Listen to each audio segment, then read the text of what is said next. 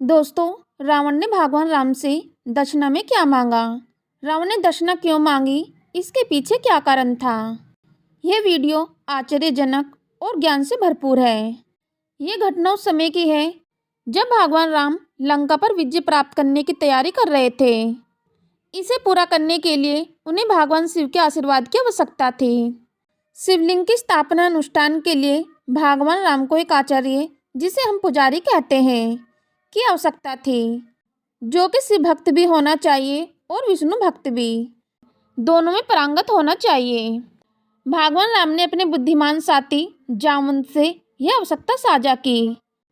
राम ने पूछा, जामवंत, मैं शिव जी की पूजा करना चाहता हूँ और शिवलिंग की स्थापना करना चाहता हूँ, लेकिन इसके लिए मुझे एक आचार्य की आवश्यकता होगी जो शिव भक्त और विष्णु भक्त दोनों में पारंगत हो।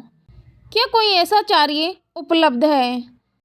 जामवंत ने उत्तर दिया, भगवान, इस जंगल में, इस समुद्र के तट पर, इस जंगल में केवल जानवर और आदिवासी लोग हैं। वे ऐसे आचार्य के बारे में कैसे जान सकते हैं? लेकिन एक आचार्य आवश्यक है। और फिर एक उल्लेखनीय बात हुई, यह आचार्य मिल गया। इस आचार्य ने सभी अनुष्ठान बड़ी सटीकता से किए, जिससे राम की लंका पर सफल विजय संभव हो सकी। लेकिन यह आचार्य कौन था और उसने भगवान राम से कौन सी अनोखी दक्षिणा मांगी थी? जब भगवान राम ने रामेश्वर में शिवलिंग स्थापित करने का फैसला किया, तो आचार्य के रूप में कार्य करने के लिए किसी और को नहीं, बल्कि सभ्य रावण को निमंत्रण भेजा गया। रावण ने निमंत्रण स्वीकार कर लिया और अनुष्ठान के लिए मुख्य पुजारी बन गया। रावण एक त्रिकालदर्शी इंसान था, वर्तमान और भविष्य को जानने वाला महान पराक्रमी, महान बुद्धिमान पंडित था। वह जानता था कि भगवान राम के हाथों उसकी मृत्यु पूर्व निर्धारित थी।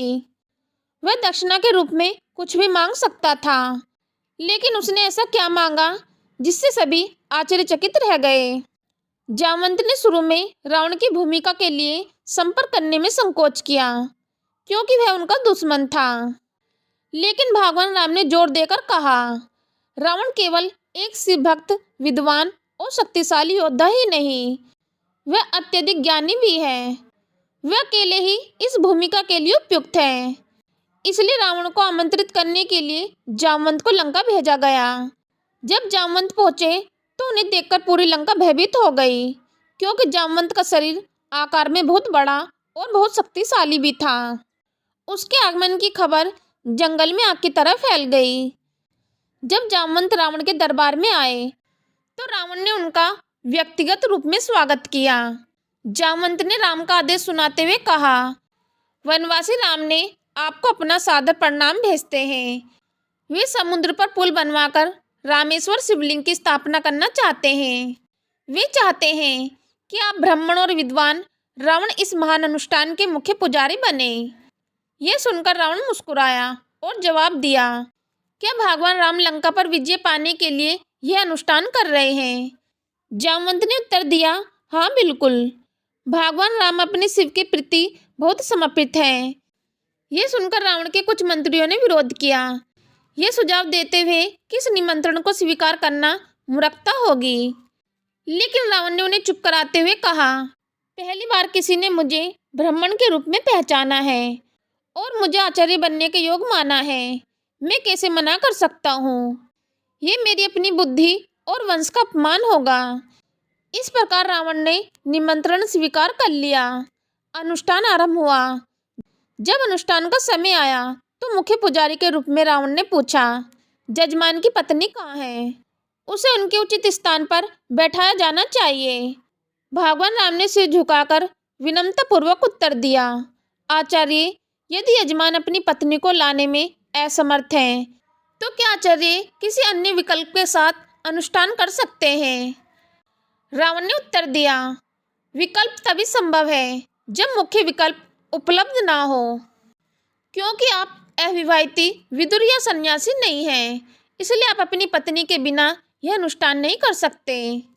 इस पर रावण सव्य अशोक वाटिका गया और सीता को सूचित किया, राम इस अनुष्ठान को करना चाहते हैं और उन्होंने मुझे आचार्य के रूप में आमंत्रित किया है। एक यजमान अपनी पत्नी के बिना अनुष्ठान पूरा नहीं कर सकता। आपको अनुष्ठान स्थान पर मेरे साथ चलना होगा। सीता ने हाथ जोड़कर यह संदेश स्वीकार किया और रामेश्वर चली आई।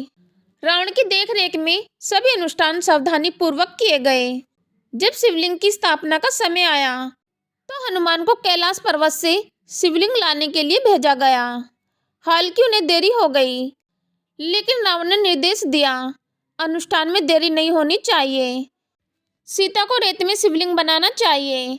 इस प्रकार सीता ने अपने हाथों से एक शिवलिंग बना दिया और रावण ने विधि पूर्वक उसकी पूजा अर्चना की। राम ने शिवलिंग को स्थापित किया। अनुष्ठान पूर्णता के साथ पूरा हुआ। अनुष्ठान के अंत में भगवान राम ने रावण से पूछा, आचार्य, आपने हमारे लिए अनुष्ठान पूरा कर लिया है, आप क्या दक्षिणा चाहते हैं? रावण ने मुस्कुराते हुए उत्तर दिया, लंका का राजा धन, भय, संपत्ति, वह कुछ और नहीं चाहता है। मेरे पास वह सब कुछ है जिसकी मुझे आवश्यकता है। राम ने जोर देकर कहा, मैं रघुवंशी हूँ और मेरे वंश में हमेशा आचार्य के अनुरोध को पूरा करना होता है। कृपया अपनी दक्षिणा मांगे।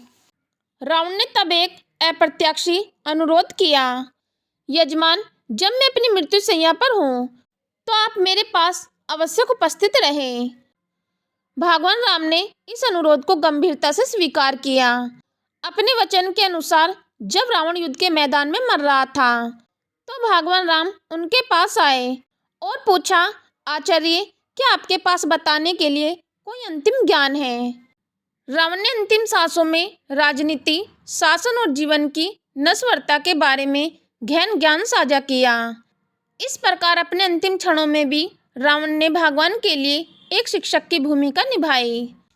इतिहास में दृढ़ यह क्षण रावण की महानता को दर्शाता है, न केवल एक योद्धा के रूप में बल्कि एक विद्वान और भगवान शिव के भक्त के रूप में भी। रामेश्वर मंदिर में ऐसा माना जाता है कि भगवान राम ने रावण के मार्गदर्शन में ज्योतिषलिंग की स्थापना की थी। हालांकि यह कहानी वाल्मीकि रामायण और कृत रामायण में नहीं है।